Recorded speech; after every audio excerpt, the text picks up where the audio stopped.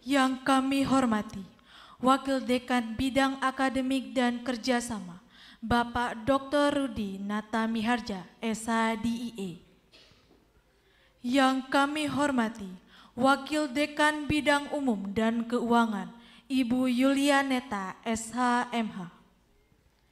Yang kami hormati, Bapak Manunggal Kawardaya, SHLLM PhD, selaku narasumber dalam acara kuliah umum hari ini. Yang kami hormati, para dosen Fakultas Hukum, serta mahasiswa-mahasiswa Fakultas Hukum Universitas Lampung, yang telah hadir di ruangan dan dalam jaringan Zoom yang kami banggakan. Assalamualaikum warahmatullahi wabarakatuh. Shalom, Om Swastiastu, Namo Buddhaya, Tabi pun. Saya ucapkan selamat datang di gedung Auditorium Fakultas Hukum Universitas Lampung, Rabu 7 September 2022, tentunya dalam acara kuliah umum dengan membawakan tema Indonesia dan HAM, masa lalu, saat ini, serta tantangan ke depan.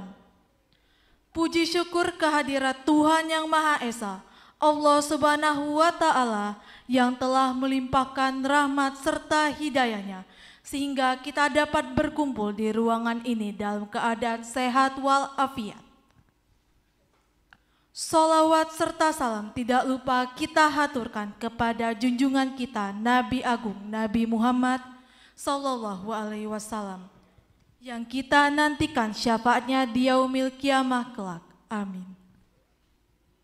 Hadirin yang berbahagia, perkenankan saya Ranis Maulid Hapira membacakan susunan acara pada siang hari ini. Pertama, pembukaan. Kedua, sambutan sekaligus membuka acara kuliah umum. Ketiga, penutup, dan terakhir sesi kuliah umum. Untuk membuka acara kita pada siang hari ini, mari kita awali dengan mengucap lafaz basmalah. Acara selanjutnya yaitu sambutan yang akan diberikan oleh Wakil Dekan 1 Bidang Akademik dan Kerjasama kepada Bapak Dr. Rudi Natamiharja, SHDIE. Dipersilahkan.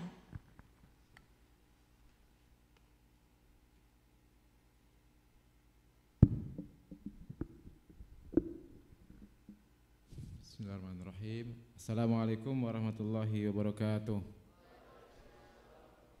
Yang terhormat Ibu Wakil Dekan, para dosen, mahasiswa kita yang semester 3 ya mungkin ya, semester 3, semester 1 mungkin ada di sini, baik secara online maupun offline, luring dan daring. Yang terhormat juga Mas Manunggal yang menjadi salah satu narasumber pada acara diskusi atau kuliah umum kita.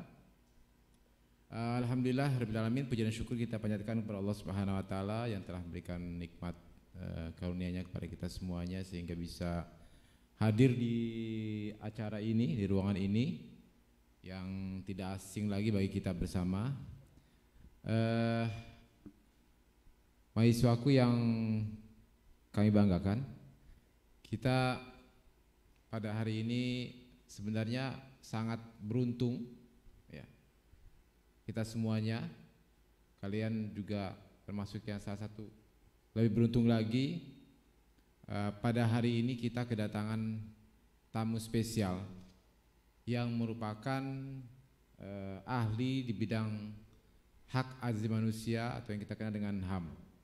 Nah, dan memang acara ini kita inisiasi kemarin ya, kurang dari 24 jam laksana. Artinya apa? Karena yang pentingnya acara ini untuk eksis dalam penegakan HAM. Nah, saya tidak panjang lebar, saya berterima kasih sekali lagi kepada Mas Manunggal. Jangan bosan-bosan di sini, hadir di sini, meskipun sebenarnya kalau profesional dia lo nggak mau dadakan-dadakan, tapi karena pentingnya acara ini bagi kalian, insya Allah mau gitu ya. Nah, kalau untuk khusus kalian mengikuti acara, beliau menjadi narasumber pada tingkat-tingkat Komnas HAM dan lain sebagainya gitu ya. Maka ini saya sangat berharap kepada kalian untuk menggali sebanyak-banyaknya informasi-informasi dan kaitan dengan teori-teori yang ingin diketahui. Begitu mungkin sambutan dari saya. Saya buka acara ini bagi kita bersama dengan mengucap Bismillahirrahmanirrahim. Acara kuliah umum kita nyatakan resmi dibuka. Terima kasih. Wassalamualaikum warahmatullahi wabarakatuh. Baik, terima kasih kepada Bapak Rudi telah menyampaikan sambutannya pada siang hari ini. Demikian rangkaian acara pada siang hari ini. Mari kita akhiri dengan mengucap lafaz hamdalah.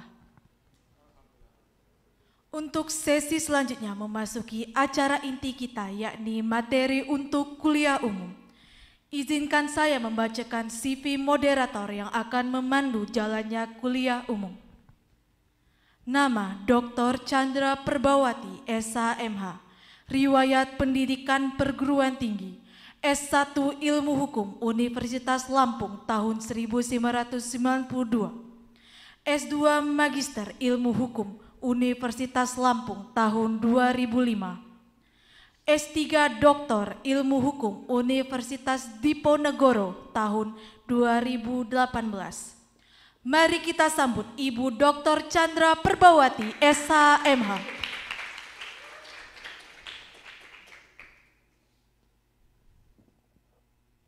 Terima kasih moderator atas kesempatannya. Sebelumnya saya minta anak-anakku sekalian mungkin agak maju ke depan nak, untuk mengisi yang kosong. Silakan supaya enak kita bertanya ya. Silakan ke depan.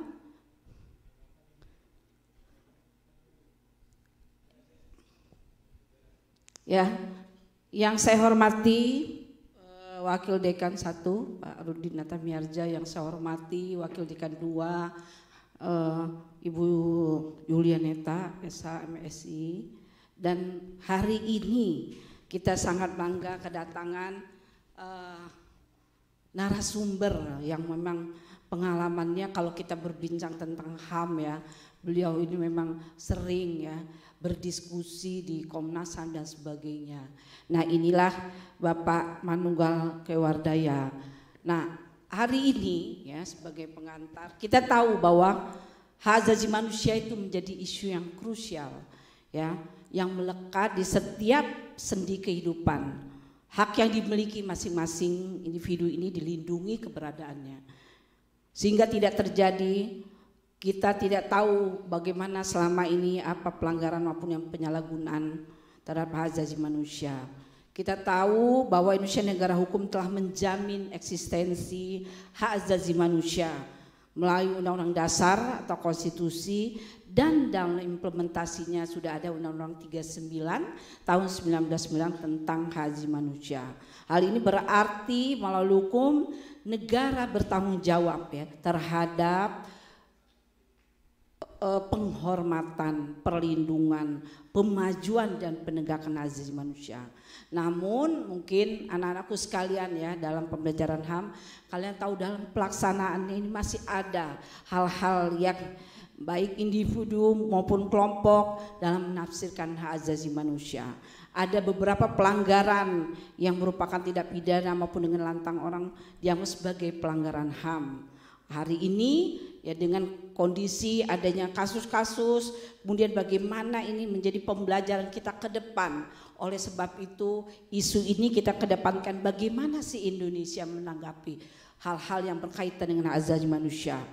Kita akan melihat masa lalu pelanggaran itu seperti apa dan bagaimana tantangan ke depan. Oleh hari ini saya meminta kepada narasumber itu Bapak Manunggal Kewardaya. Silakan Pak.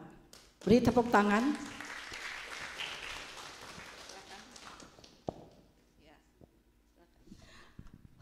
Saya akan membacakan kurikulum kita ya Bapak Manunggal Wardaya itu lahir di Surakarta ya, ini kayaknya memang orang Surakarta Solo ya, 24 Maret tahun 1975 ya. Dia di SD Dharma Mulia Purbalangka, kemudian juga di Purwokerto ya.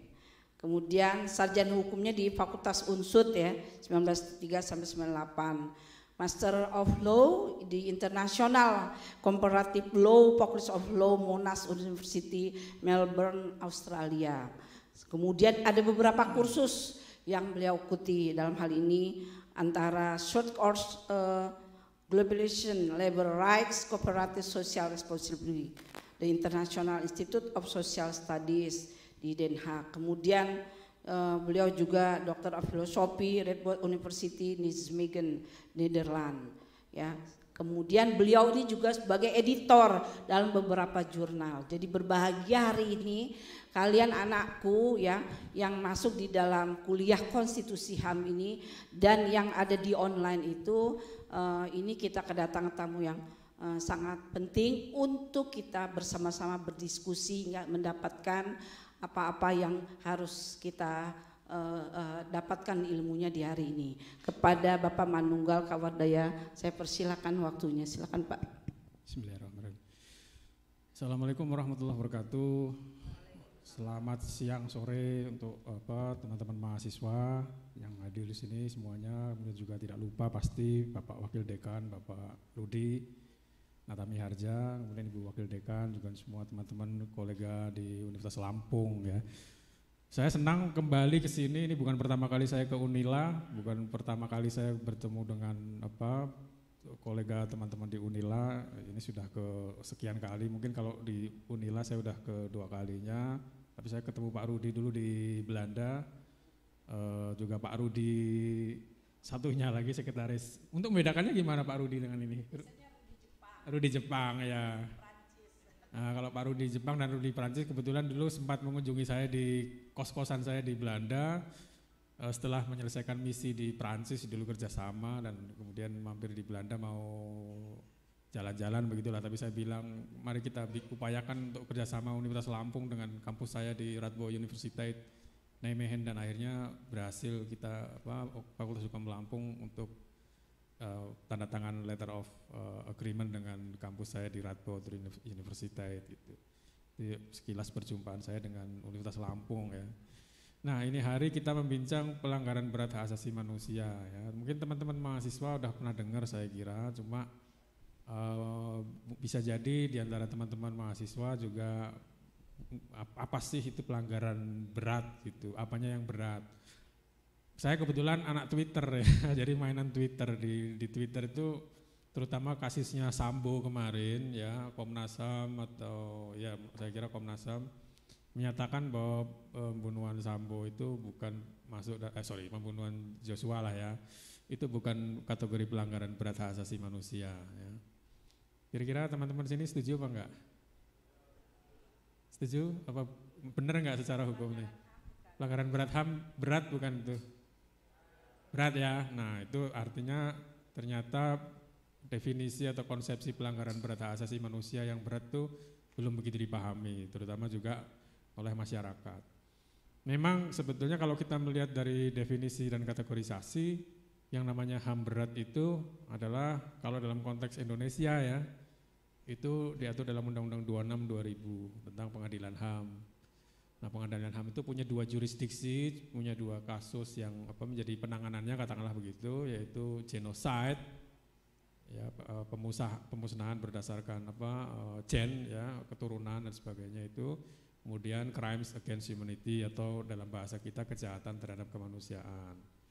Nah, itulah dua kategorisasi pelanggaran berat hak asasi manusia sebetulnya, sehingga sebetulnya benarlah bahwa pembunuhan J itu bukan pelanggaran berat HAM. Nah, ini mungkin kita bertanya-tanya, kalau itu kan berat ya, dibantai, dibunuh, tembak kepalanya katanya dan sebagainya, ada penganiayaan. Nah, ini yang teman-teman mesti jelas dulu ya, bahwa berat itu bukan berarti berat penderitaannya dan sebagainya ya, tapi mengandung konotasi apakah dia ada ya, kalau unsur-unsur misalnya kejahatan terhadap kemanusiaan itu ada serangan yang ditujukan pada populasi sipil gitu ya. Kemudian apakah sifatnya widespread atau meluas atau enggak ya.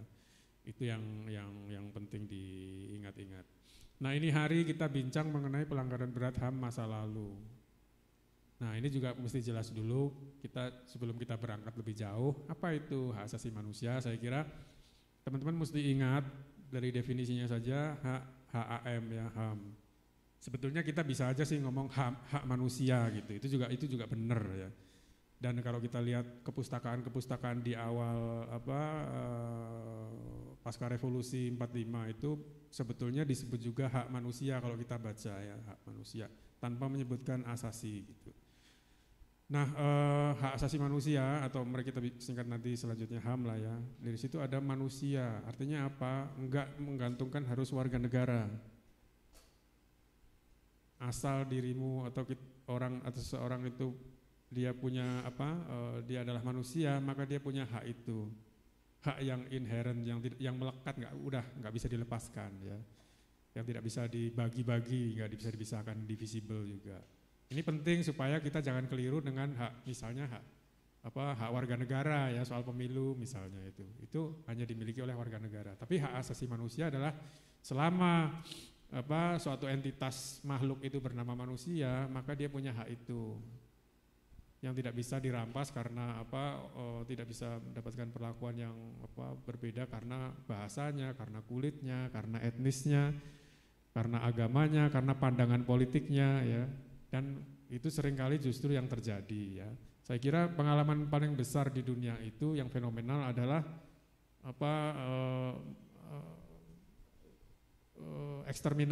extermination di Jerman dengan Nazinya ya, karena keyakinan kepercayaan bahwa ada etnis ras tertentu yang lebih rendah dari manusia, sehingga pemusnahan terhadap mereka itu hal yang wajar aja. Jews secara umum memang Yahudi, tapi di luar itu Nazi juga membantai mereka yang orang-orang tua, lansia. Kenapa dibantai? Nggak ada gunanya lagi, boros-borosin anggaran negara dan sebagainya. Orang-orang tua juga ditangkapi, kemudian orang-orang yang kita kalau bilang sekarang tuh difabel ya, orang-orang cacat katakanlah begitu. Karena apa? Nggak ada gunanya. Itu juga dieksterminasi. Kemudian kaum hippies, kemudian mereka yang ada dengan ideologi komunis dan sebagainya itu juga ditangkapi. Nah, inilah pertama kalinya dalam sejarah modern barangkali eksterminasi pelanggaran berat asasi manusia terjadi ya, pembantaian berdasarkan gen itu. Walaupun teman-teman kalau kita melihat ya, terlepas dari pro kontranya, kita tahu kemudian Jerman dengan sekutu jauhnya di sini Jepang ya menghadapi Allied Forces, pasukan sekutu yang akhirnya kemudian Perang Dunia II dimenangkan oleh sekutu dan mereka mendirikan apa yang disebut dengan Nuremberg Trial ya, peradilan Nuremberg. Itulah untuk pertama kalinya ya, ini yang penting untuk teman-teman dicatat bahwa untuk pertama kalinya suatu kejahatan itu dapat dipidana walaupun belum ada sebetulnya aturan hukum yang mengatur sebelumnya. Saya kira teman-teman dari semester 1 pasti sudah mempelajari, atau kalau kayak saya nih berusaha keren dengan menghafalkan nullum delictum itu ya enggak sih?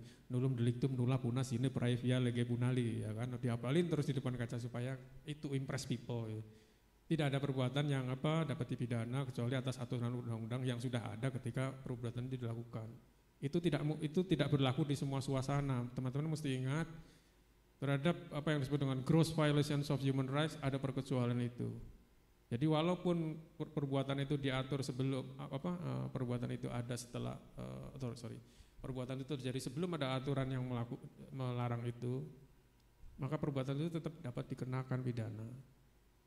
Jadi non retroaktif atau prinsip pengecualian legality principle itu ada dalam apa yang disebut dengan gross violations of human rights, atau yang kita pelajari ini hari bersama-sama soal pelanggaran berat hak asasi manusia.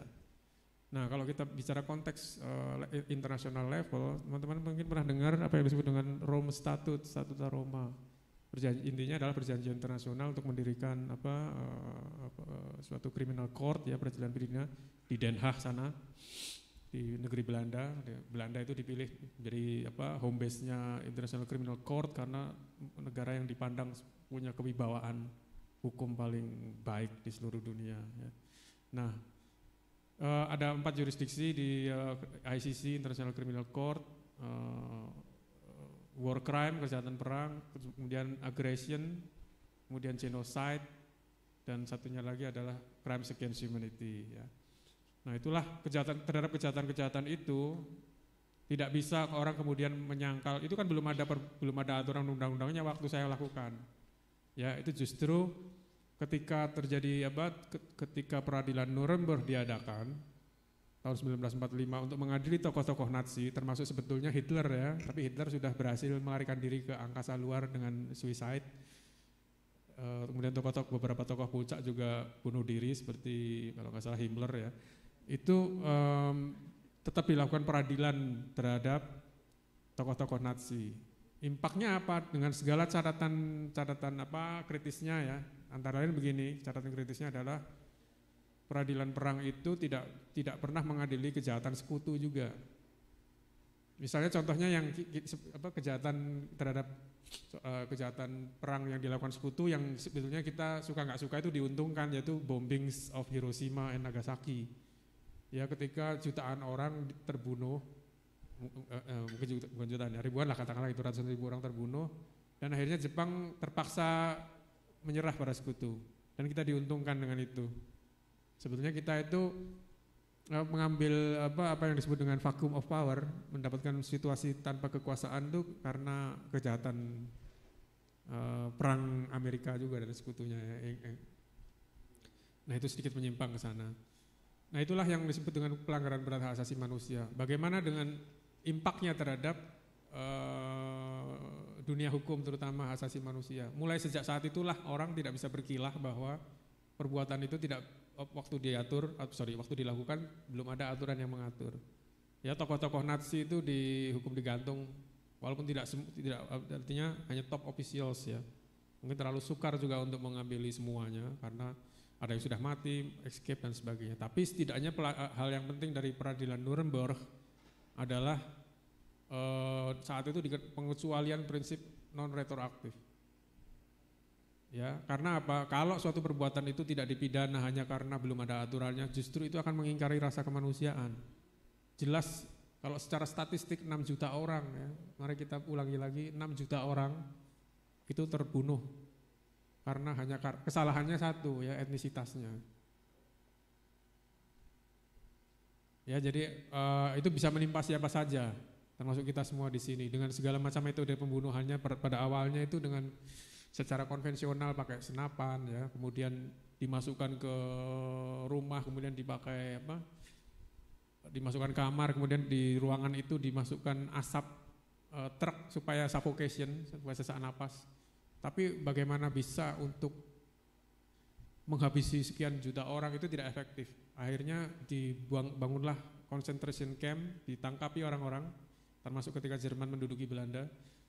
Mereka yang dari ras Yahudi dan sebagainya itu ditangkap di concentration camp, kemudian ditransportasi ke gas chambers, kamar-kamar gas di seluruh Eropa, Polandia dan sebagainya. Di sana pakai kereta api tanpa makan, turun di stasiun tempat gas chambers itu disuruh telanjang, katanya suruh mandi supaya gampang untuk menyenangkan mayatnya sebetulnya. Cincin dan sebagainya dilepas, masuklah gas chambers, mati, dibunuh. Dan yang mengurusi mayat adalah tahanan sendiri. Ya. Statistik 6 sekian juta orang tewas. Nah, itulah yang itu tidak bisa diterima kejahatan seperti itu, dan akan menjadi tidak adil kalau sekian juta orang, begitu banyaknya orang dengan kejahatan yang sistematis tidak bisa dipidana hanya karena legality principle ya. Jadi legality principle teman-teman mesti ingat, ada perkecualiannya adalah pada apa yang disebut dengan pelanggaran berat hak asasi manusia. Nah, mari kita terbang ke Indonesia dari Eropa. Bagaimana dengan di Indonesia ya? Indonesia itu kalau kita lihat ya, catatan Komnas HAM, investigasi Komnas HAM itu kita punya belasan catatan pelanggaran berat hak asasi manusia ya. Yang tertua barangkali adalah peristiwa 1965-1966. Ya, di situ mungkin teman-teman nggak ada yang tahu 65-66, ada yang bisa menceritakan? Ada yang pernah mendengar? Ya. Ya, pembantaian orang yang di stigma atau diasosiasikan dengan PKI ya. Tapi oke, siapa yang tadi menjawab Mas namanya? Mas Hafid. Oke. Ini bukan kuliah yang kemudian ada nilainya, kemudian yang nggak bisa jawab akan nilainya jelek enggak. Saya ingin bertanya pada teman-teman secara jujur, siapa yang nggak tahu 6566 itu? Peristiwa 65. Kalau Mas Hafid kan tadi tahu ya, pembantaian masa PKI ya. Nah, ada yang tidak tahu? Boleh ancung ya? Saya tidak pernah tahu, tidak pernah dengar gitu, bahwa itu terjadi pembantaian itu. Ada? Semuanya tahu? Berarti yang nggak ngacung nih? Saya ulangi ya, peristiwa 65 itu yang dimaksud hasil penyelidikan Komnas HAM ya, saya ulangi ya. Itu adalah bagaimana pembantaian massa yang diidentifikasi sebagai PKI karena dianggap sebagai dalang peristiwa 30S. Ya, dibunuhnya. Ada yang tidak tahu sebelumnya bahwa itu pernah terjadi? Ada yang tidak tahu? Kalau tidak tahu saya juga tidak tahu gitu loh. Jadi kalau tidak tahu itu bukan suatu kesalahan ya, karena memang negara tidak pernah menunjukkan pada kita ya. Negara tidak pernah mengajarkan pada Anda di buku pelajaran sekolah. Bahkan termasuk saya yakin generasi ibu dan generasi saya, karena 11-12 ibu ini angkatan 92, saya 93. Kita itu generasi produk Orde Baru, lahir di 70-an ya Bu ya.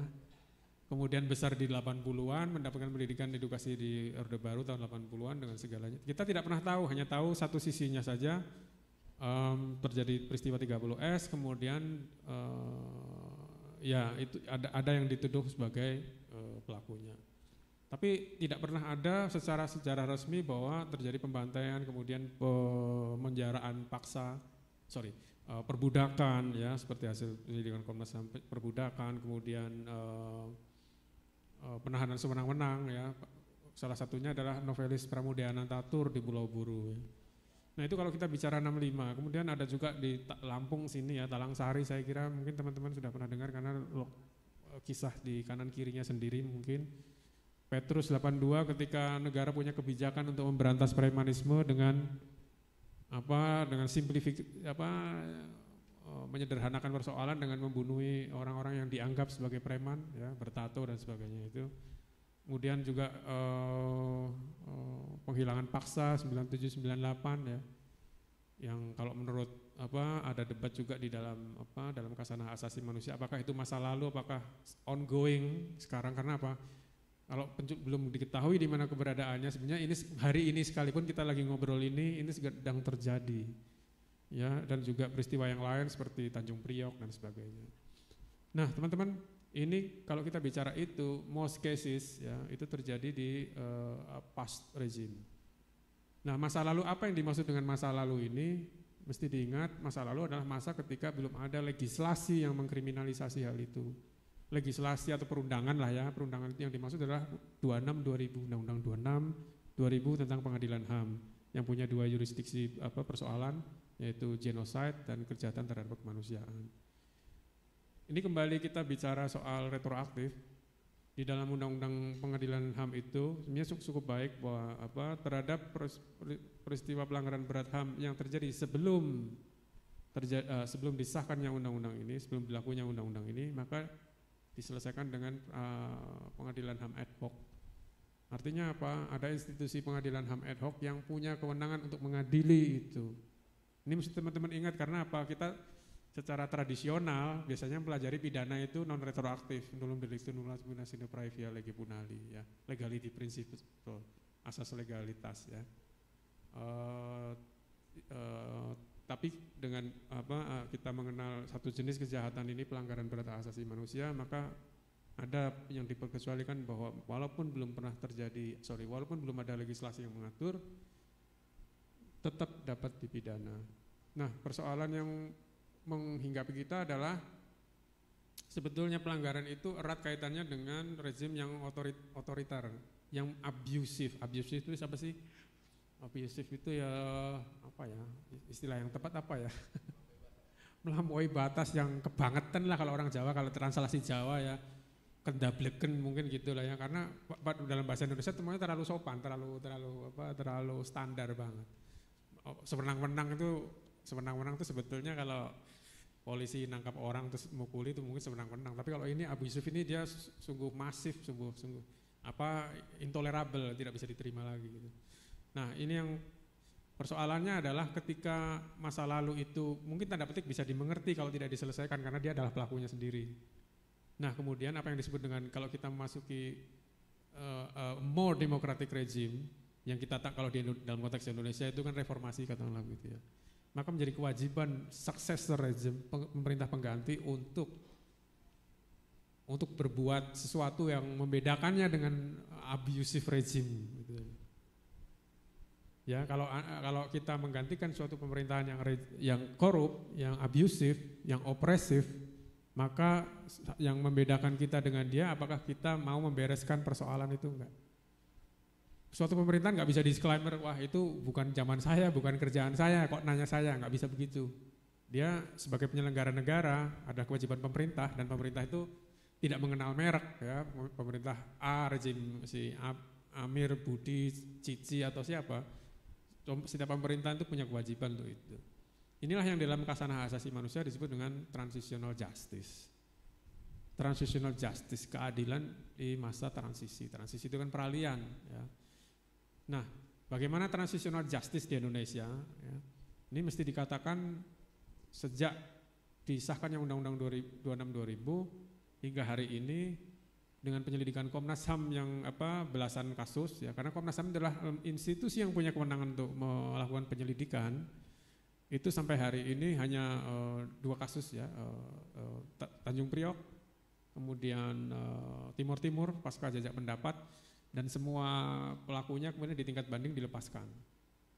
Yang sedangkan perkara yang lain ya 65 Tanjung Priok, kemudian 65 Petrus, Talangsari, sampai hari ini tidak ada penyelesaiannya, tidak ada peradilannya. Kemudian juga salah satu mekanisme yang dimungkinkan untuk dipakai dalam pelanggaran berat asasi manusia masa lalu adalah Komisi Kebenaran Rekonsiliasi, Truth and Reconciliation Commission.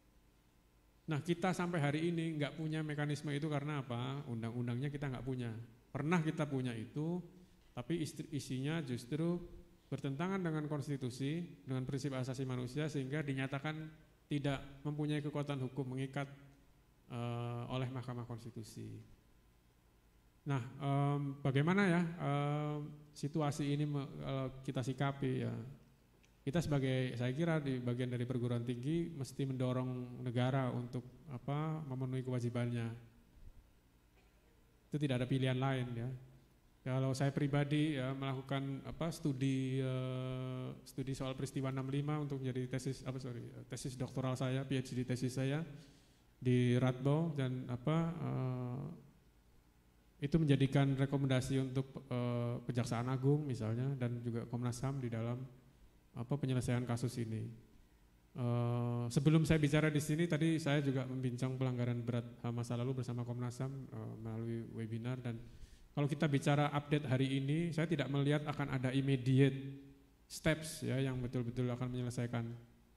Itu artinya apa sebetulnya dari apa yang kita lihat hari ini? Kita mesti bilang belum ada kesungguhan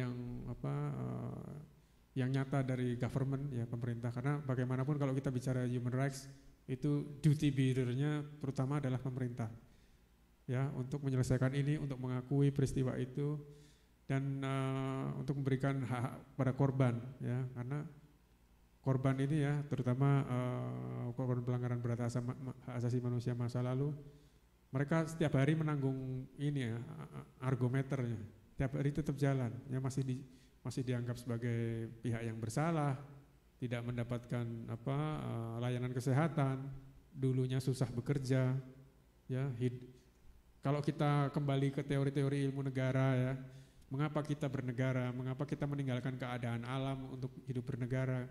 Pasti kita semua setuju bahwa bernegara itu tidak untuk bikin kita mampus, untuk bikin kita bonyok-bonyok ya enggak. Kita bernegara itu kan kepingin terlindungi karena keadaan alam tuh homo homini lupus. Tapi oleh karena itulah kita masuki keadaan negara. Tapi banyak orang berada dalam kehidupan bernegara bukannya aman tapi hilang, diculik, dibuang tanpa peradilan, tanpa kesalahan, distigma sampai akhir hidupnya dan seterusnya itu. Saya kira itu sebagai pemantik diskusi kita sore hari ini bersama kita semua ya, teman-teman di Universitas Lampung, Fakultas Hukum yang semua fakultas di sini, termasuk yang di rumah. Ya. Saya kembalikan kepada Ibu untuk diskusi lebih lanjut. Terima kasih. Terima kasih atas paparannya. Ya, anak-anakku sekalian, mungkin ada yang saya lihat sudah tidur kali ya, karena keasikan ngedenger ya. Ini adalah kuliah yang sangat penting bagi Anda ya. Jadinya apa yang menjadi paparan dari Bapak Manunggal itu yang real, yang selama ini kita diskusikan ya di dalam perkuliahan, terutama konstitusi dan HAM itu. Nah, dari apa yang sudah dipaparkan ya akan terlihat bagaimana selama ini tanggung jawab negara dalam menyelesaikan pelanggaran-pelanggaran yang ada, pelanggaran hak asasi manusia terutama yang ada di Indonesia. Dan Anda sekalian mungkin selama ini sudah karena ini semester 3 ya, udah sering berdiskusi bagaimana sih negara itu menjalankan tanggung jawabnya di dalam yang menjadi hak-hak yang ada sebagai warga negara ya. Dalam hal ini bagaimana hak warga negara untuk dilindungi, hak warga negara supaya jangan dilakukan kejahatan dan sebagainya.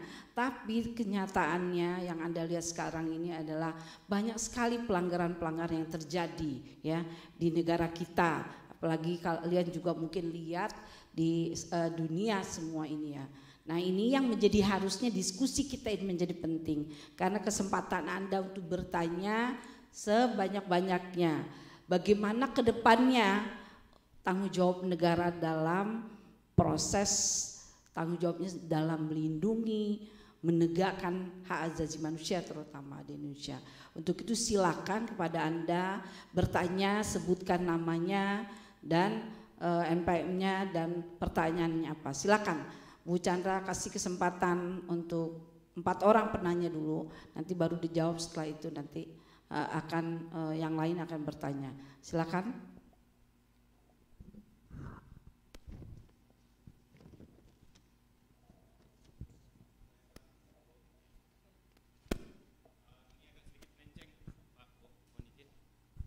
Oke, izin sebelumnya perkenalkan diri, nama Hafid Marta Pradana.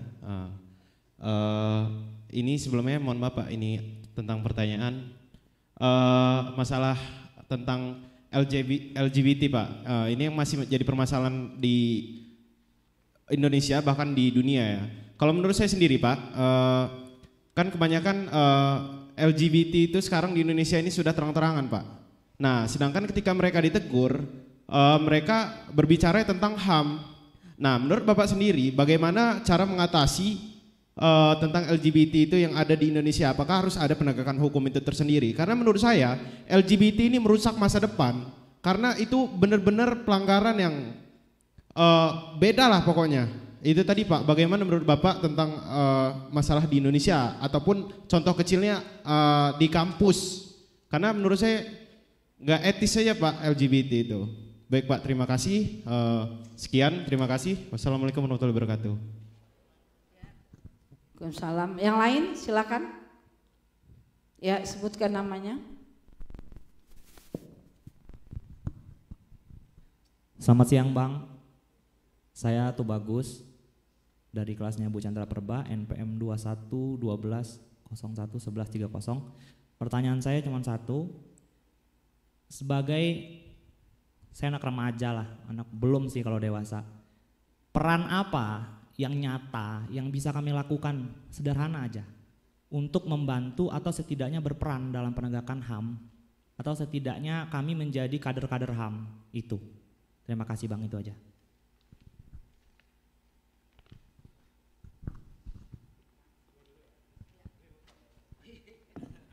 Dua dulu kata Pak Penunggu. Silakan Pak. Yang pertama, apakah LGBT itu melanggar HAM? Kemudian bagaimana untuk kedepannya dari pertanyaan kedua itu, tindakan-tindakan yang harus dilakukan oleh kita. Oke ya, terima kasih. Yang pertama adalah mengenai sexuality ya, kemudian yang kedua soal participation ya. Pertama soal orientasi seksual ya, saya kira semua di kita di ruangan ini pasti punya orientasi seksual. Kalau kita bicara secara saintifik ya, sepembacaan saya yang mungkin tidak update, bahkan ada 1% populasi di dunia yang aseksual. Aseksual itu dia tidak tertarik pada laki-laki, tidak tertarik pada perempuan, aseksual, just seksual itu nggak menarik. Ya, nah tapi apapun itu orientasi seksual adalah bagian dari privacy. Setiap orang punya privacy. Nah, Anda tadi bicarakan orientasi seks yang lain yang katakanlah minor ya. Makanya di dalam kasana keilmuan termasuk asasi manusia itu sexual minorities. Minor itu kan sedikit. Ya, jadi bukan masalah benar atau salah, tapi dia banyak atau sedikit. Seringkali benar atau salah itu ditentukan banyak atau sedikitnya. Dan itu tidak selalu harus begitu. Misalnya gini, Mas. Kalau kita mengukur dengan kebenaran keyakinan kita, misalnya ya, sesat atau tidak kebenaran, misalnya keyakinan kita ini di sini adalah mayoritas, hanya 2 orang yang berbeda dengan kita, dia yang sesat mungkin. Seperti itu. Akhirnya apa? Ketika mayor ada mayor itu ketika besar ada hasrat-hasrat untuk dominating, repressing, eliminating. Itu saya kira yang tidak benar. Nah, saya kira gini, mari kita jangan berpikir ke situ saja ya. Misalnya itu LGBT misalnya homoseksuals misalnya. Tapi heteroseksual sekalipun ya, heteroseksual kan mereka yang tertarik laki-laki perempuan atau sebaliknya kira-kira gitu ya. Itu pun kalau tidak dengan consent itu juga adalah sexual abuse. Seandainya Anda heteroseksual sekalipun Anda melakukan sexual activities in public itu juga should be prohibited. Ya enggak? Ngerti enggak maksud saya? Jadi misalnya gini, oleh karena itulah maka sekarang yang namanya pelecehan misalnya kekerasan seksual di kampus atau undang-undang penghapusan kekerasan seksual, dia tidak melihat apakah itu orientasi seksual apapun. Katakanlah tanda petik orientasi seksual yang benar sekalipun, kalau dilakukan in public, itu juga adalah pelanggaran terhadap kesusilaan. Orientasi seksual yang tanda petik benar sekalipun, kalau saya nabok orang, nyolek orang tanpa konsen, ngerti ya? Itu juga adalah suatu crime. Iya kan? Misalnya saya sama ibu lain, ya kan? Tapi tidak ada konsensual dan sebagainya, itu adalah crime. Walaupun misalnya kami adalah heteroseksual, walaupun Anda adalah heteroseksual. Jadi apa yang menjadi kerugian terhadap orang lain kerugiannya nyata. Sedangkan aktivitas di dalam ranah-ranah privat mana kita tahu. Kalau kita bicara menyimpang, even mereka yang heteroseksual mana bisa Anda tahu bilik-bilik pribadi dia. Dan kalau kita mengundang negara untuk masuk ke bilik-bilik pribadi, kita akan mengundang negara untuk mencampuri kehidupan private. Kalau menurut saya ya disitulah kita bisa memahami bahwa apa yang menjadi private itu ya sebetulnya let it be private. Nanti kalau dia sudah masuk ruang publik, walaupun dia heteroseksual sekalipun, walaupun orientasi seksualnya tanda petik benar sekalipun, nggak boleh dia cium-cium bayi tanpa isi misalnya perkenan orang tuanya misalnya. Iya kan, kalau di masyarakat barat mungkin lebih sensitif soal gini ya kan. Kalau dia pegang-pegang tanpa konsen, nggak boleh begitu ya kan. Itu saya kira yang kita mesti jelas. Kebetulan saya pernah misalnya, saya tinggal di Belanda ya, di mana di sana gay marriage atau homoseksual untuk marriage itu ada legalisasinya. Tapi jangan dikira semua masyarakat juga happy, enggak. Yang dikira masyarakat misalnya di sana legalizing marijuana itu juga happy, enggak. Selalu ada mereka yang konservatis gitu. Itu juga hak mereka untuk jadi konservatif. Untuk hak mereka menolak, tapi selama tidak menyerang kepentingan itu. Dan itulah mungkin ya apa yang disebut dengan kita bisa mentoleransi. Toleransi itu kan rasa enggak senang dengan harapan kita ketika melakukan yang sama itu kita juga akan ditoleran gitu.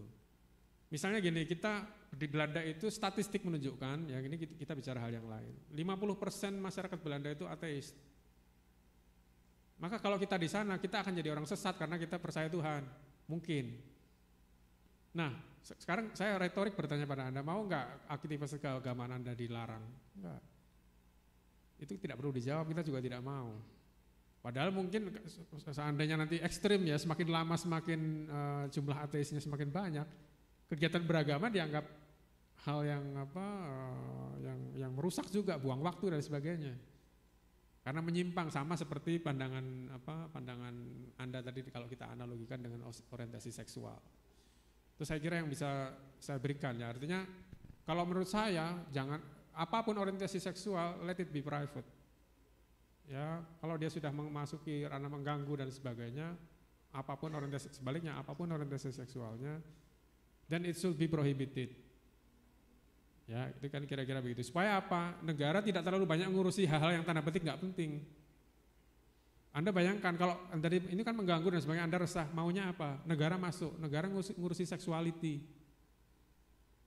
Artinya nanti negara ngurusi moral yang lain, padahal moralnya negara adalah ketika dia bisa protecting human rights untuk menyejahterakan dirimu, supaya dirimu nggak banjir, supaya dirimu nggak kelaparan, supaya semua prices itu affordable untuk Anda gitu, bukan ngurusi cara hubungan seks yang benar. Ya negara itu kan mestinya minimalis aja, ya in my opinion gitu. Nah kemudian tadi pertanyaan soal bagaimana ya. Oke, tadi kan kalau menurut Bapak sendiri itu kan masalah tentang pribadi. Jadi kalau menurut saya sendiri Pak, itu kan selagi menurut dia benar itu benar kan Pak ya. Tapi kalau menurut saya Pak, masalah seksualitas homoseksual itu, kalau menurut saya itu kan ada datanya kalau nggak salah saya pernah lihat di akun YouTube, bahwasannya ketika orientasi seksual itu menyimpang, secara nggak langsung bakal banyak penyakit yaitu HIV dan lain-lain. Secara tidak langsung itu bisa merugikan bangsa Indonesia loh Pak, ketika HIV itu menyebar. Baik Pak, itu doang sih Pak yang mau saya agak pengganjalan dari saya itu tadi. Ya, sebetulnya kalau kita bicara misalnya sexually transmitted disease itu kan tidak monopoli itu ya, dan itu kaitannya dengan kebijakan negara misalnya. Karena gini Mas, kalau kita bicara kebijakan misalnya prostitution, ya mungkin mari kita anggap sih kita semua against prostitution, ya kan. Kemudian perjudian, against lottery dan sebagainya. Kemudian soal marijuana, against itu. Aborsi, against abortion. Pertanyaannya, terus bagaimana seandainya itu real? Apakah kita mau tutup mata dan kemudian meminta negara pokoknya gebukin terus? Ini soal kebijakan publik. Maka kalau kita bicara kita hari ini ya, kaitannya Sambo dengan judi online. Mengapa pernah dengar judi togel ya? Kenapa ada togel? Karena terang nggak boleh. Demand itu selalu ada. Akhirnya apa? Menimbulkan corruption. Aku pengen beli lotre, pengen mengudi untung nggak boleh. Karena dilarang dan sebagainya. Tapi demand itu tetap ada. Sehingga apa? Muncullah kemudian korupsi dari para penegak hukum itu. Sama juga dengan misalnya bir ya, kalau di Jawa di Purwokerto itu, bir itu sebenarnya barang yang legal. Tapi seolah-olah kemudian jadi ilegal karena apa tuntutan masyarakat dan sebagainya. Akhirnya apa? Muncullah black market. Karena demand selalu ada. Itulah yang membuat mengapa di Belanda misalnya Anda bisa beli marijuana. Karena apa? Berbasis riset di sana marijuana itu adalah rekreasional seperti Anda merokok. Merokok merugikan enggak? Merugikan lah. Merugikan kantong, paru-parumu bisa kena dan seterusnya. Maka bukan untuk melarang rokok, tapi Anda dikasih tahu, negara itu mesti kasih tahu, rokok bisa bikin bolong paru-parumu. Ketika kamu merokok, negara paling hanya membatasi supaya dirimu nggak merokok di ruangan ini, di auditorium. Misalnya begitu, tanpa harus melarang. Karena apa? Kalau misalnya rokok itu dilarang, negara habis SDM-nya, anggarannya, pajaknya kita untuk mencari-nyari orang yang sesama jenis ciuman, untuk orang-orang yang ngerokok nggak ada habisnya. Mending kita anggarkan negara untuk membiayai kepolisian yang benar-benar nyari Sambo dan kawan-kawan dan koruptor dan kawan-kawan. Kira-kira seperti itu ya. Jadi tapi basically seperti tadi prinsip human rights, orientasi seksual itu tidak menjadi dasar diskriminasi. Ya, Anda bisa tidak senang tapi Anda juga harus menahan diri untuk tidak kemudian melakukan kekerasan dan sebagainya. Nah, justru di sini kesempatan sebetulnya institusi-institusi lain yang punya otoritas untuk itu. Misalnya gini, prostitusi tadi ya. Kenapa AIDS menyebar? Karena apa? Prostitusi ditutup. Apakah demand untuk seks itu hilang? Tidak. Akhirnya apa? Dan sekarang sudah ada jawaban kok. Buka Twitter, #OpenBO Lampung. Iya enggak masalah ditutup, dan itu Anda kan happy kalau prostitusi ditutup, saya yakin Anda happy. Oh ini pemerintah gini nih, hilanglah HIV, enggak bisa begitu Mas. Open BO akhirnya apa? Habis ini aku ketemuan setelah main Twitter, habis ngisi hari ini. Dan aku enggak ngerti kualitas prostitut yang akan menemuiku, apakah dia sudah diinjeksi vaksin atau belum. Karena negara enggak bisa kontrol malah. Is that what we want? I don't think so. Ya, jadi inilah ada logika kebijakan publik yang tidak bisa kemudian apa yang what is sinful kemudian should be criminalized, enggak semudah itu. Jadi nanti lama-lama, wah ini enggak sholat nih jam segini nih, dipidana. Kalau enggak sholat kan bikin masukan setan, nanti jadi mencuri dan sebagainya. Akhirnya apa? Ya kita enggak hidup dalam negara yang kemudian akan mengurusi persoalan pribadi. Ya bahkan kalau dalam agama saya yang paling tanda petik kesalahan terbesar itu kan murtad ya, misalnya kalau saya. Itu kan polisi juga enggak urusan. Bukan berarti apa negara pro terhadap kejahatan dan sebagainya. Oh enggak punya Tuhan nanti jadi jahat lu. Enggak, negara tidak akan menjangkau sampai ke sana. Ya kira-kira begitu. Nah soal partisipasi Mas ya, tadi dari siapa namanya biar dicatat Bu dosen. Itu bagus dari Banten ya. Ya, soal partisipasi, bagaimana taking part. Gini, persoalan human rights itu persoalan kita semua, karena apa? Hari ini kita memperingati kematian Munir ya. Munir itu bukan mati natural, tapi dibunuh. Setiap dari Anda itu bisa jadi Munir. Ya, artinya di sini dua sisi, dua arah maksud saya. Anda bisa menjadi human rights defenders, artinya defending the rights and freedoms of others. Tapi Anda juga bisa menjadi korban juga. Oleh karena itulah civil society, masyarakat sipil perlu solidaritas untuk mendorong negara supaya tunduk pada eksistensi kita, kalau istilahnya orang NU itu kita, kodrat kelahirannya untuk protecting the people ya kan. Mari kita ingat-ingat pembukaan Undang-Undang Dasar kan, karena itulah mendirikan suatu pemerintah Indonesia untuk melindungi. Government itu kita bikin to protect. Kalau deklarasi kemerdekaan Amerika lebih sangar lagi. Persetujuan rakyat itu adalah legitimasi kekuasaan. Dan kalau kekuasaan tidak bisa memenuhi alasan keberadaannya itu, maka menjadi pembenar to change the government. Awas ya kalau negara ini enggak abai dari alasan keberadaanmu, kita akan mengganti pemerintahan. Itu deklarasi kemerdekaan Amerika. Ya lebih tegas lagi gitu. Nah mahasiswa saya kira kalau kita kaitkan dengan Tridharma lah ya, Tridharma itu kan riset, pendidikan, kemudian pengabdian masyarakat. There are many things you can do ya. Pertama riset, karena apa? Riset itu mengaruhi kebijakan. Kebijakan yang baik itu kan bukan berasal dari ngelamun gabut, kira-kira ngisi undang-undangnya pakai apa ya, enggak gitu kan. Ya mungkin ya saya bisa mencontohkan diri saya sendiri ketika menekuni satu studi tertentu ya, kemudian sejak mahasiswa kemudian studi lanjut untuk tingkat masters and PhD, kemudian dari hasil riset itu bisa menjadi bahan kebijakan. Ya setidaknya kalau mungkin bahan kebijakan akan menjadi terlalu tinggi banget ya. Misalnya minggu lalu ya, kalau saya membincang dengan Kementerian Hukum dan HAM itu soal RUU Komisi Kebenaran dan Rekonsiliasi misalnya. Itu mungkin level kalau Free Fire udah bintang berapa kali ya. Tapi kalau untuk Anda misalnya bukan berarti nggak boleh berkecimpung. Paling tidak Anda membebaskan pikiran Anda sendiri dulu deh. Ya kalau lagunya Bob Marley itu kan emancipate yourself from mental slavery. Jadi dibebaskan dulu cara pikir kita yang mungkin yang represif terhadap orang lain,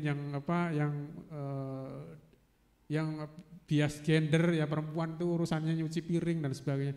Kita membebaskan itu dulu deh. Ya, through research, through discussions. Karena itu juga penting ya, jangan sampai kita justru terjajah mentally, apa yang disebut dengan hegemoni nanti. Kalau sudah terhegemoni ya, negara itu nggak susah-susah menindas dirimu, karena dirimu udah happy, ditindas itu malah happy gitu. Maka free your mind, belajar. Studi itu kan bagian dari pembebasan untuk kehidupan yang lebih baik. Dan otomatis better human rights protection kalau kita kaitkan dengan human rights. Makasih. Memang pertanyaan ini sering kali Mas di perkuliahan juga sering ada ya. Cuman saya kadang-kadang berpikir kita punya Pancasila. Mungkin HAM Pancasila itu yang nanti kita tebarkan, kita sebarkan diseminasi, kemudian memulai dari apa sih itu HAM Pancasila, baru kita satu-satu uraiin ke mahasiswa itu yang ada di kalau di yang selama ini di Fakultas Hukum Unila. Jadi memang kita juga ada mata kuliah Pancasila yang memang sudah diberikan, kemudian dalam konstitusi dan HAM juga kita mengarah langsung ke situ, tapi di dalam proses pelanggaran-pelanggaran hak asasi manusia yang mereka lihat sendiri selama ini di masa lampau seperti apa. Memang ada beberapa kasus yang itu aja Bu, kalau kita buat ini studi perbandingan, mereka kadang-kadang bosan Bu, kok kasusnya itu aja. Nah ini yang kadang-kadang mereka kayaknya kok kuliahnya ini gitu. Nah dengan pertanyaan-pertanyaan ini sebenarnya menarik ya, supaya Anda bisa mengetahui bagaimana sih sebenarnya dasar yang harus dilihat pada konsep HAM yang ada di Indonesia. Saya beri kesempatan Ibu Chandra, kasih kesempatan, silakan yang lain sebelah kiri untuk bertanya, sebutkan nama, PM-nya, silakan. Ya, Mas.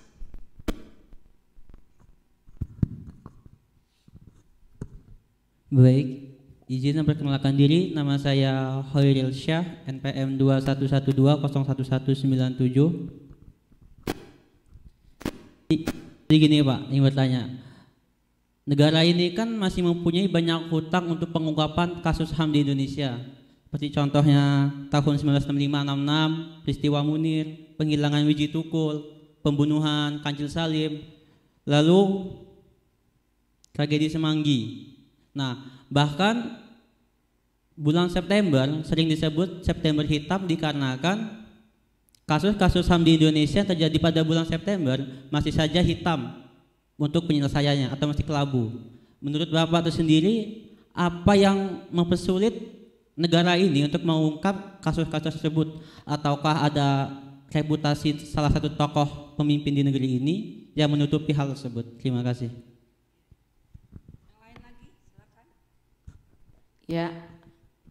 Ya, silakan Mbak. Namanya NPM.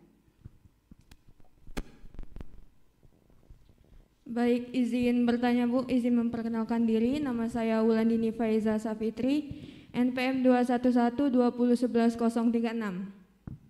Izin bertanya Pak, dalam pasal 28A ini sudah dikatakan bahwa kita berhak untuk hidup dan mempertahankan kehidupan. Lalu bagaimanakah tanggapan Bapak mengenai adanya hukuman mati di Indonesia, di mana yang kita tahu hukuman mati ini adalah hukuman dengan cara menembak mati seorang pelaku.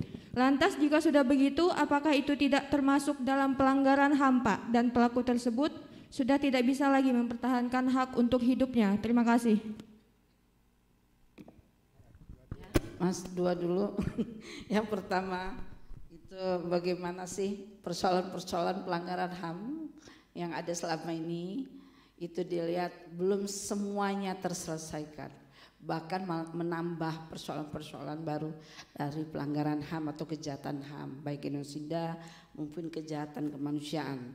Terus yang kedua pasal 28 tentang kita punya hak hidup, tapi ketika ada hukuman mati, apakah hukuman mati itu melanggar HAM? Itu ya, silakan. Terima kasih moderator dan teman-teman mahasiswa ya. Dua pertanyaan, satu pertanyaan klasik tuh, saya kira di Lampung tuh pasti pidana mati keluar. Di Unsud juga begitu, saya sampai mungkin teman-teman bisa cek di channel YouTube saya Manunggal Wardaya, tapi jangan, saya punya dua, satu yang berbasis akun Unsud ya. Itu isinya rekaman webinar kayak ini, kemudian diskusi sama pertanyaan mahasiswa juga bahan kuliah, termasuk pidana mati ada di sana.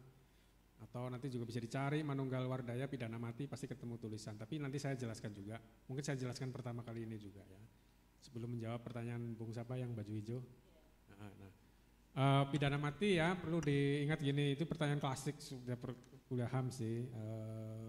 Artikel 6 ICCPR ya, Perjanjian Internasional Hak Sipil Politik kan, everyone has the inherent right to life, no one shall be arbitrarily deprived of his life. Setiap orang punya hak melekat untuk hidup, tak seorang pun dapat dirampas nyawanya secara sewenang-wenang, kira-kira begitu ya. Nah, kemudian Anda bertanya pidana mati bagaimana? Anda mesti ingat memahami artikel 6 atau pasal 6 ICCPR, kita nggak bisa lepas dari pemahaman apa yang disebut dengan general comment. Kalau kita sudah melihat ketentuan internasional mengenai perjanjian hak sipil politik itu, Anda nggak boleh lupa, Anda mesti baca eksplanasi atau penjelasan pasal mengenai ICCPR itu di general comment. General comment apa sih? Kalau ditranslasi sederhana itu komentar umum. Komentar umum apaan sih? Ya intinya dia memberikan penjelasan lah atas ketentuan-ketentuan dalam ICCPR ya. Jadi teman-teman nanti yang mengerjakan skripsi internasional maupun HAM maupun yang sebenarnya yang menyinggung ICCPR, jangan berhenti di ICCPR terus kemudian tebak-tebak buah manggis ya ini artinya apa dan sebagainya atau bingung. Anda mesti lihat general comment. Nah, general comment artikel 6 itu mengatakan bahwa pidana mati itu di sana tidak ada keterangan bahwa pidana mati adalah sesuatu yang dilarang. Harus diingat itu. Ya, kalau dari rumusannya artikel 6 perhatikan baik-baik ya. No one shall be arbitrarily deprived of his life. Tak seorang pun dapat dirampas nyawanya secara sewenang-wenang. Artinya apa? Implicitly perampasan nyawa as long as tidak sewenang-wenang itu dibenarkan. Nah, general comment artikel 6 komentar umum pasal 6 menjelaskan bahwa pengadilan yang memutuskan itu mesti pengadilan yang kompeten, yang punya kredibilitas. Karena apa? Banyak peradilan dalam sejarah dunia itu dibikin dadaan. Kayak kuliah kita ini hari ini dadaan. Kalau kuliah dadaan nggak apa-apa, bikin pinter. Kalau pengadilan dadaan itu pasti cuma butuh stempel aja.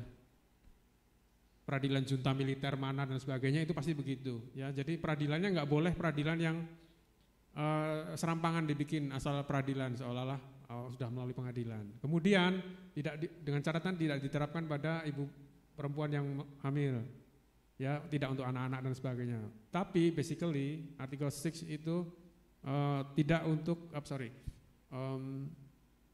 tidak sewenang-wenang. Sewenang-wenang apa perampasan nyawa sewenang-wenang? 65. Lampung, Petrus, penembakan orang-orang yang dianggap preman. Talang Sari, 9798 aktivis hilang dibuang ke laut. Itu namanya perampasan nyawa sewenang-wenang. Artinya apa? Extrajudicial killings. Kalau itu agak terminologi yang sekarang sering kita dengar. Extrajudicial itu bukan kayak ekstra daun manggis apa-apa ya, tapi ekstra itu di luar judicial, di luar putusan pengadilan. Summary killings, jadi pembunuhan sewenang-wenang, itu yang nggak boleh. Nah, kalau kita bicara dalam konteks hukum positif dalam peradilan Indonesia, Mahkamah Konstitusi sudah menyatakan bahwa ketika menguji undang-undang soal narkotika, pidana mati itu konstitusional. Ya, pidana mati itu konstitusional. Ya, dia tidak bertentangan dengan ICCPR. Itu satu hal yang perlu Anda ingat. Tapi ya, however, there is a strong demand, ada suatu aspirasi yang sangat kuat di dunia internasional to abolish death penalty, untuk menghapuskan pidana mati itu. Itu bisa kita lihat dengan apa? Ada optional protokol ICCPR yang kedua. Protokol istilah dalam bahasa Indonesia adalah protokol tambahan ICCPR yang kedua, yaitu penghapusan pidana mati.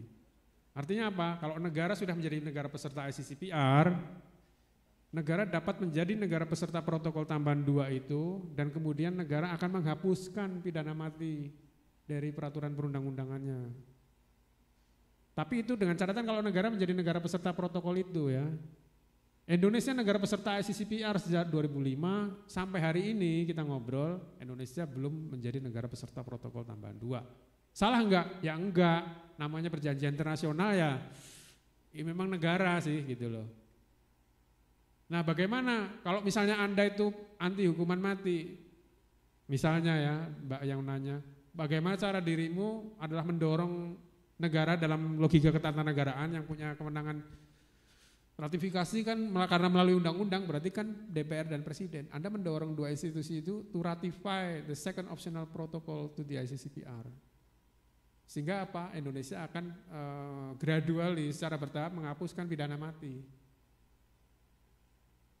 Tapi again, lagi-lagi soal perjanjian internasional ranahnya DPR dan Presiden. Tapi bukan berarti Anda yang di sini tadi menyambung pertanyaan Mas apa tadi hijau ini pakai jaket hijau, tidak bisa taking part. Anda mahasiswa itu jangan lupa Anda itu dalam ilmu politik itu Anda adalah pressure group loh, yang pressing, ngerti nggak sih? Pressing itu kan dorong supaya bergerak. Nah, mejanya kita dorong. Nah, kalau Anda dorongnya cuma gini-gini nggak bergerak, negara nggak akan bergerak. Proses legislasi untuk ratifikasi optional protokol nggak ada. Tapi kalau Anda bersatu secara masif, kemudian dalam seminar, konferensi dan sebagainya, mainstreaming isu itu, maybe one day negara meratifikasi atau menjadi negara peserta optional protokol 2 itu. Ya, ini terlepas tapi ya harus diingat pidana mati itu kan pro and cons. Bagi yang pro pidana mati ya itu setimpal ya, curi sapi bayar sapi lah, Code of Hammurabi. Tapi bagi yang kontra pidana mati itu juga pelaksanaannya nggak murah ya, miliar juga itu duit kita habis buat itu. Seumur hidup juga sama aja kita ngempanin orang untuk seumur hidup juga ya.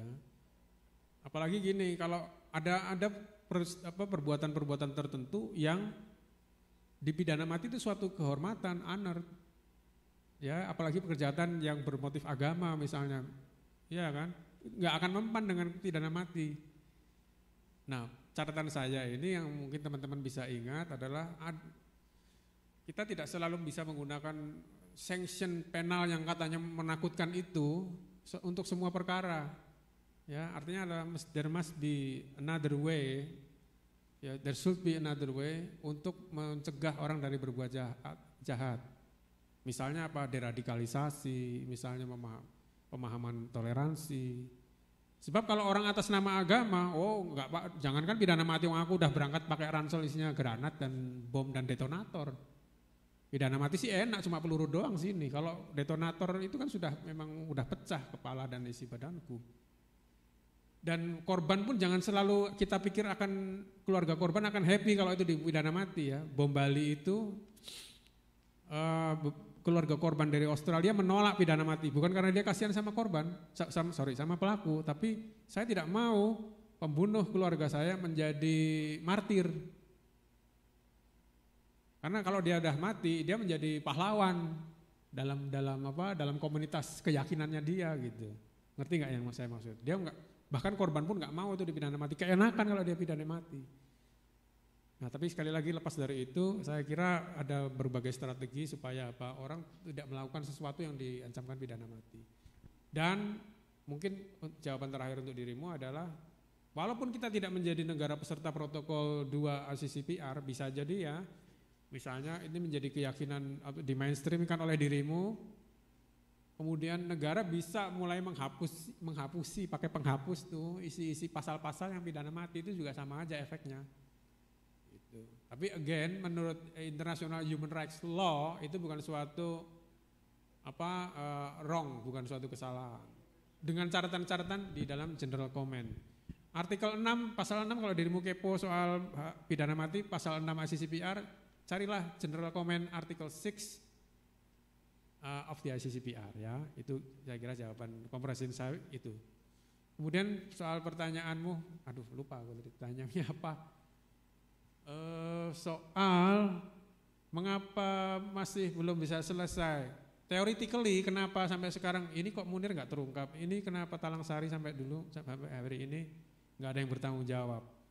Ketika saya pertama kali ketemu profesor saya untuk mengerjakan disertasi, profesor saya itu geleng-geleng, gedek-gedek ya. Bagaimana bisa suatu kejahatan ribuan orang mati, ratusan ribu orang tewas, terjadi pembuangan di Pulau Buru, dan no one held accountable, unbelievable. Aku antara ikut-ikut heran sama ikut-ikut malu sebagai bagian dari bangsa itu. Ya enggak sih? Kalau Anda dengar Nazi, Anda langsung bisa ingat mungkin lah ya Hitler dengan komis brengosnya yang lucu itu kayak Jojon.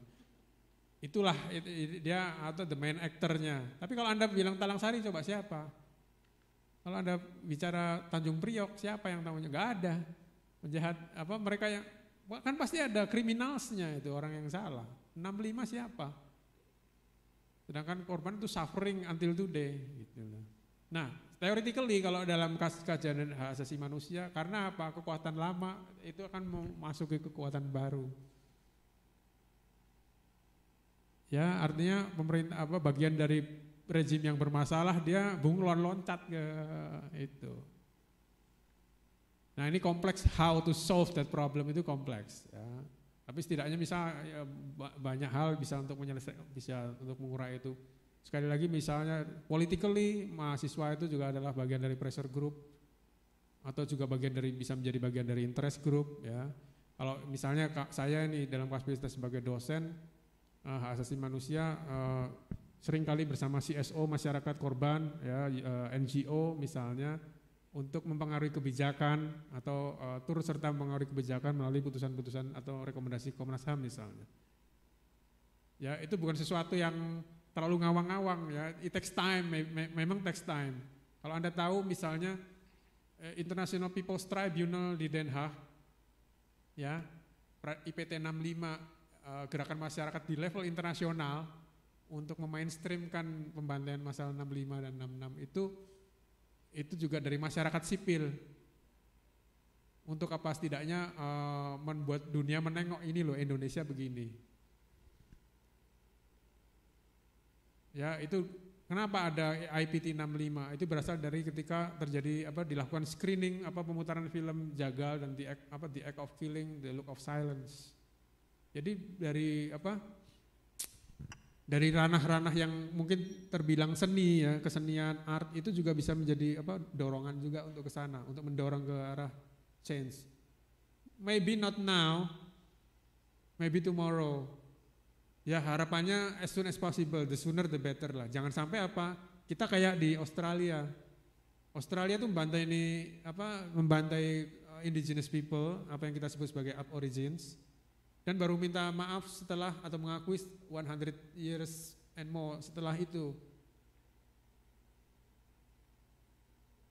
Ya, jadi mungkin kalau ada proverb kata bijak bangsa yang besar adalah bangsa yang mengakui pahlawannya, tapi juga bangsa yang besar adalah bangsa yang mau mengakui kesalahannya, saya kira. Dan attitude seperti itu juga mesti bisa ditanamkan dari dirimu ya. Artinya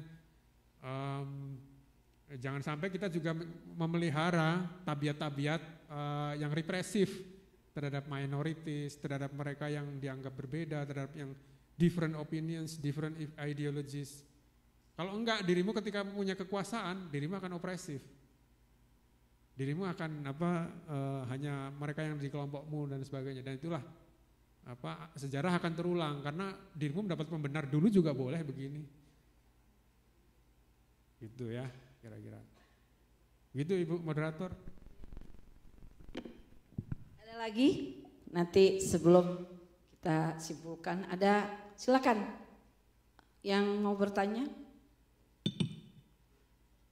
Sebelah sini, Mas. Jangan malu-malu yang perempuan ya, silakan Mbak.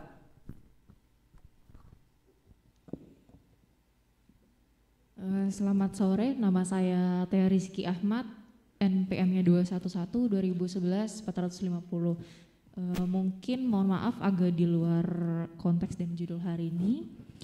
Saya akan bertanya mengenai jual beli organ. Jual beli organ tentunya hal yang dapat ditindak pidana ya, itu bisa dikenakan pasal 192. Tapi dalam pasal 28A setiap orang berhak untuk menentukan hidup serta berhak mempertahankan hidup dan kehidupannya. Dari poin berhak mempertahankan hidup itu sebagai orang yang sakit dan membutuhkan ginjal, tentunya untuk mendapatkan donor ginjal itu adalah hal yang sulit ya. Dan satu lagi dari segi orang yang membutuhkan uang yang mau mendonorkan ginjalnya.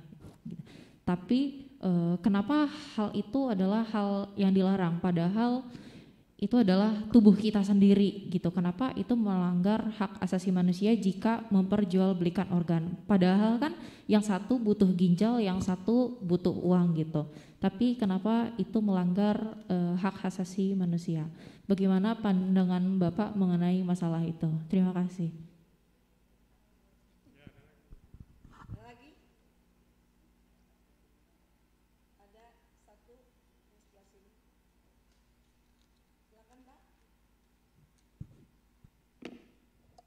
Jawab itu dulu, Mas. Pertanyaanmu teknis, apa spesifik ya tentang jual beli ginjal ini, mungkin kaitannya dengan undang-undang kesehatan dan sebagainya. Honestly, aku tidak, karena itu pertanyaan itu ada unsur normatif, artinya pertanyaan yang untuk gini, ilmu hukum itu kan nggak kayak matematika ya. Kalau matematika nggak perlu lihat rujukan referensi, 2 pangkat 3.000 kurangi 4 akar tangan dan sebagainya. Kalau level matematika mudah cerdas dia akan nemu gitu loh. Oh 3 pangkat 1 misalnya. Kalau ini kan kita mesti lihat normanya. Nah aku nggak ngerti normnya seperti apa, aturan normanya seperti apa, ya kan? Supaya konklusiku nggak tebak-tebak buah manggis, ya kan? Kan kita nggak mungkin walaupun kita sarjana hukum kayak apa PhD kuadrat pun kita juga nggak akan hafal undang-undang agraria juga aku nyerah mungkin karena itu bukan field of my expertise ya, termasuk jual beli itu. Tapi mungkin saya bisa menarik ke hal yang lebih umum aja deh ya. Intinya negara begini, negara itu protecting kalau dalam kaitannya dengan asasi manusia adalah health, kesehatan dari warganya. Itu harusnya ya kan, karena dari pembukaan kita lihat misalnya melindungi segenap tumpah darah Indonesia dikaitkan dengan kesehatan. Apakah orang itu kan normal kalau dia tidak kehilangan apapun, ginjal juga 2 misalnya gitu ya. Tapi memang ada persoalan real di masyarakat yang Anda sampaikan tadi, I need money and I have kidneys and mungkin aku bisa hidup dengan 1 kidneys, dengan 1 ginjal gitu. Nah bisa jadi cara berpikirmu juga benar, walaupun itu according to the law adalah wrong. Sehingga di sini persoalannya adalah how to change the law. Ya saya sih setuju aja misalnya, loh itu sebenarnya kalau orang transplantasi ginjal 1 juga oke kok, masih bisa hidup, jadi tidak perlu dikriminalisasi misalnya. Itu kan bagaimana merubah mindset pembuat undang-undang aja sebetulnya. Makanya perlu undang-undangnya yang dirubah. Tapi tentu saja sekali lagi kebijakan termasuk kebijakan hukum ya itu mesti berbasis pada sains ya. Dan sains berbasis pada kebenaran sains. Dan kebenaran sains tidak ada di mana-mana kecuali di Unila dan sekitar ini ya. Karena kita mencari di sinilah kebenaran duniawi itu didapatkan. Kalau Pak Kiai dan sebagainya ya kebenaran, tapi kan dia tidak punya nilai artinya untuk basis kebijakan kan tidak.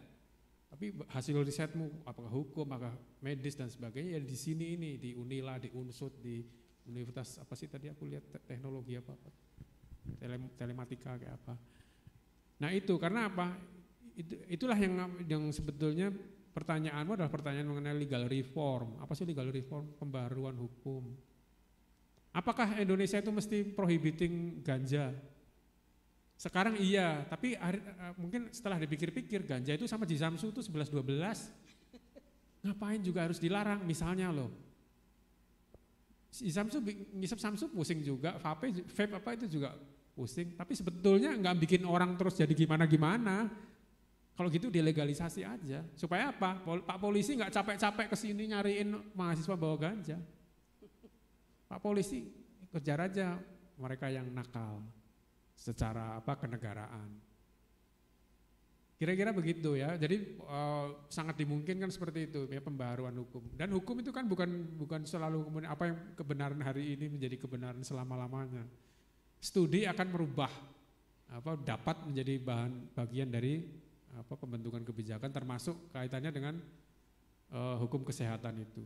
Misalnya juga hal yang lain ya, abortion. Abortion itu mungkin di satu sisi di agama dilarang misalnya, tapi demand soal itu selalu ada. Atau misalnya eutanasi, tahu ya eutanasi ya? Ini juga pertanyaan klasik. Kalau Anda tahu eutanasi itu kan mengakhiri hidup atas apa sih? Saya bilang, ini pertanyaan klasik juga di Unsur, saya bilang eutanasi itu tiap hari ada di rumah sakit kita. Saya dalam setengah tahun ini sudah melihat 2 kali, satu ibu mertua saya, satu ART saya orang tuanya. Ibu mertua saya udah katakanlah udah parah lah. Nah, ini dipulangkan juga sama rumah sakit. Dipulangkan itu kan intinya kayak balon udara. Itu nunggu kempes aja. Udah ya ibunya dirawat yang baik, jangan sampai ketinggalan. Itu kan bahasa sebetulnya selangnya eutanasi aja secara alami sampai lemes, orang nggak bisa makan. Cuma kita hypocrite gitu lah. Hypocrite itu kan munafik, nggak mau eutanasi yang sesuai dengan hari itu juga selesai, tapi kita udah dipulangkan. Sekarang kan penyakit kayak apa sakitnya, apalagi dengan logika BPJS ya. Yang iya home care supaya nggak ngabis-ngabisin duitnya negara. Itu sungguh-sungguh ya, ibu saya udah nggak berdaya. Akhirnya nasihatnya klasik ya, jangan sampai kelewatan, ibunya kasihan. Itu eutanasi ala kita sebetulnya. Nah, apa is that what we want gitu loh. Sama halnya dengan misalnya ya tadi perdebatan apakah jual beli itu harusnya should be legalized or not. Termasuk abortion apakah should be legalized or not. Kalau dosa mungkin iya ya, tapi satu sisi ada kebutuhan demand itu, karena adanya illegal abortion, karena abortion itu adalah ilegal, dan demand itu ada, maka muncullah ilegal, yang metodenya bisa macam-macam dan justru bisa membahayakan. Ya saya punya teman yang pernah melakukan aborsi dan saya tanya, pakai kayu tuh. Terlepas bahwa itu adalah sinful, berdosa atau tidak, demand itu selalu ada dan justru akan menimbulkan korban. Karena tidak higienis, karena dengan metode yang tidak membenarkan. Karena apa? Hukum nggak mau tahu, pokoknya itu salah. Nah apakah itu justru akan memberikan perlindungan apa enggak gitu loh. Kemudian bagaimana misalnya itu dosa, nah apakah dosa menjadi urusan negara dan sebagainya ya. Ini pertanyaan, ini hukum kan kalau sudah bersentuhan dengan aspek moral, aspek agama memang seringkali itu dilemas. Apakah judi itu harusnya dilegalin aja lah. Kayak zaman dulu kan beli SDSB ya, zaman sebelum dirimu lahir, sumbangan dana sosial berhadiah. Kemudian ada porkas. Orang biasa beli aja di pinggir jalan tuh, nebak angka, JI, BA misalnya, nebak huruf. Selesai, duitnya mungkin bisa dimanfaatkan oleh negara. Orang kita selalu merujuk kayak di Malaysia, dia ada di Genting Highland, ya, di Belanda, di Australia juga aku pasti pernah masuk rumah judi di sana. Dan memang dilokalisasi di situ supaya apa? Orang nggak judi di mana-mana, nggak sabung ayam. Walaupun di Belanda nggak mungkin ada sabung ayam, ayamnya kedinginan kalau di sana. Ya. Tapi kemudian red light district ya, prostitut bukan karena negara pro dosa, bukan, tapi supaya apa? Prostitut nggak ada di mana-mana gitu. Ketika di luar di daerah itu, itulah yang menjadi crime. Ya, kalau dia dilokalisir, maka puskesmas Amsterdam misalnya mudah ngasih vaksin dan sebagainya, dicek kesehatannya dan sebagainya. Nah ini memang sekali lagi public policy ya, ini dia melibatkan pergulatan ide dan pemikiran untuk apa sih, apakah mau mengungkui hukum lama yang seperti itu, apakah ya to be more realistic aja dengan persoalan ini hari, termasuk persoalanmu soal organ transplantation tadi. Ya kira-kira jawabanku begitu. Ada lagi yang mau bertanya? Silakan. Tidak ada. Mungkin dari apa pertanyaan-pertanyaan yang dari Anda sekalian, ya. Kemudian hari ini juga apa yang telah dijawab oleh Bapak Manunggal itu bisa Bu Chandra simpulkan ya. Saya simpulkan bahwa dalam kasus pelanggaran yang terjadi itu memang semuanya adalah tanggung jawab bersama ya, bukan hanya pemerintah, tapi kita sebagai masyarakat, sebagai manusia Indonesia juga punya tanggung jawab dalam hal berkesadaran untuk tidak melakukan pelanggaran hak asasi manusia.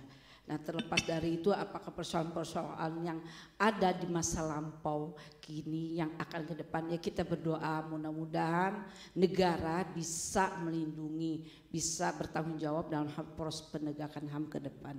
Itu saja mungkin kesimpulan yang ada. Saya juga sebagai moderator dan ini narasumber Pak Manunggal, terima kasih banyak atas waktunya, kesempatannya, karena beliau menyempatkan diri dari konferensi internasional ya, seperti kita culik untuk memberikan apa yang menjadi diskusi kita hari ini. Mungkin saya akhiri. Assalamualaikum warahmatullahi wabarakatuh.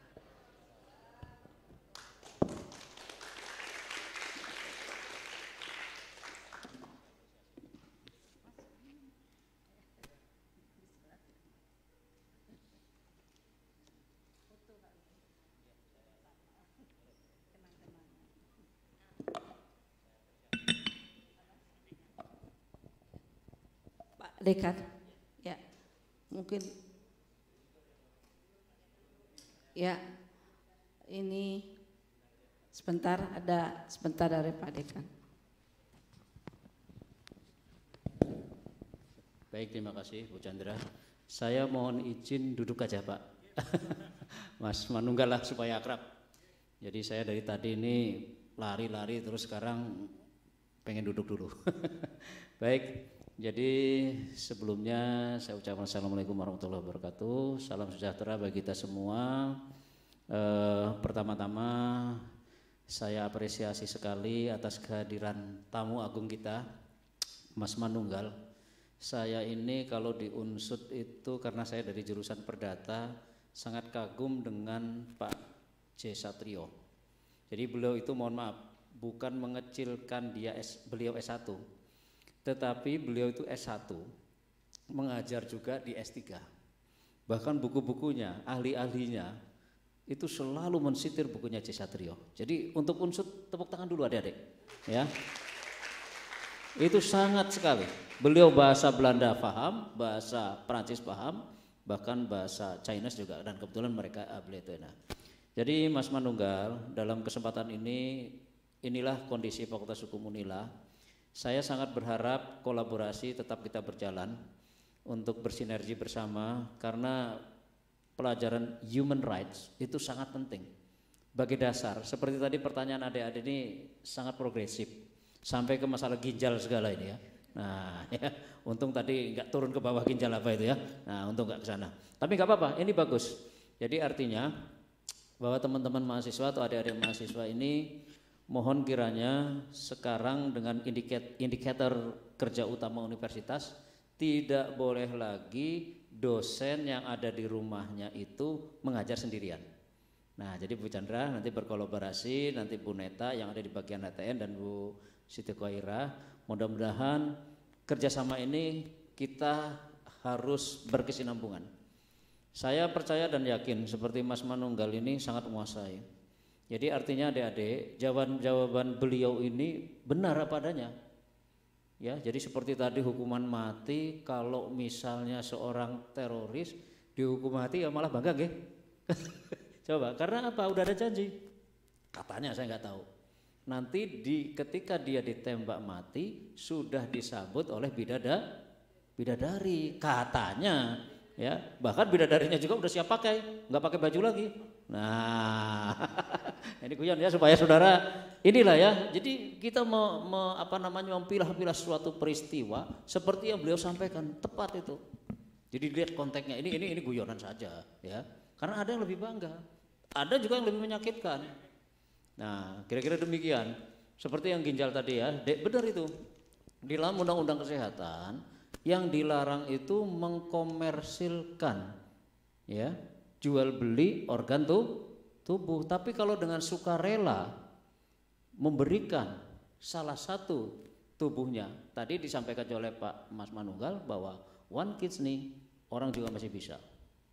Nah, tapi menurut itu atau berdasarkan evidence base nggak bisa. Nah, jadi ini pola-pola ini tolong dirangkum. Pemikiran human right itu sangat sangat mendasar. Fakultas Hukum harus kuat. Ya, Jadi saudara nanti kita fasilitasi untuk perkuliahan yang agak fundamental, berpikir secara sistematis dan secara metodis. Ya, ini sangat penting sekali ya. Nah, itulah ya. Jadi dalam kesempatan ini Mas Manunggal, sekali lagi saya selaku pimpinan fakultas sangat mengapresiasi atas kehadiran. Jangan ngomong diculik Bu Chandra. Jadi kalau diculik, nanti kedua kali bukan diculik lagi, kita hadirkan ya, kita undang ya. Tapi nggak apa-apa, ini bahasa guyon saja.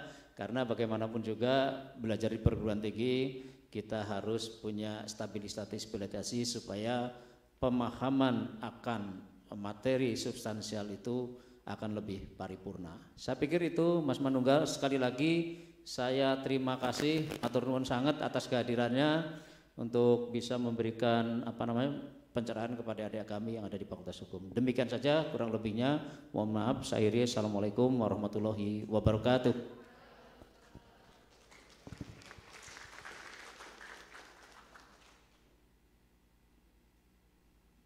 Baik, terima kasih kepada narasumber yang telah memaparkan materi untuk kuliah umum pada hari ini, serta moderator yang telah memandu jalannya sesi kuliah umum.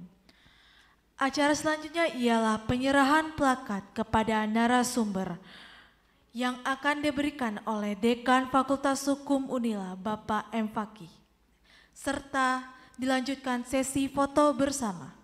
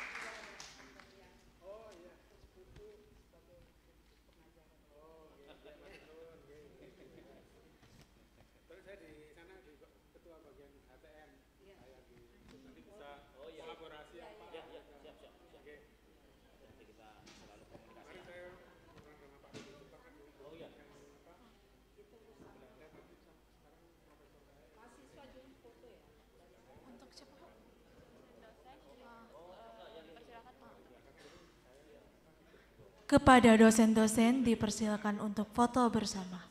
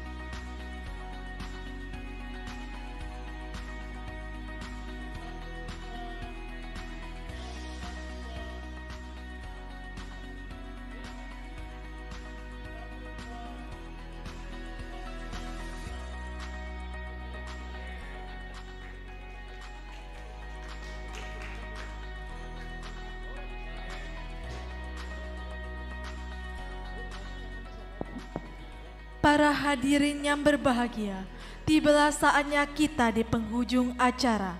Demikian acara pada hari ini. Mari kita akhiri dengan mengucap lafaz hamdalah. Kami ucapkan terima kasih atas kehadiran narasumber serta moderator. Dan tak lupa juga Bapak, Ibu, serta teman-teman yang telah menyempatkan hadir secara langsung maupun melalui jaringan Zoom.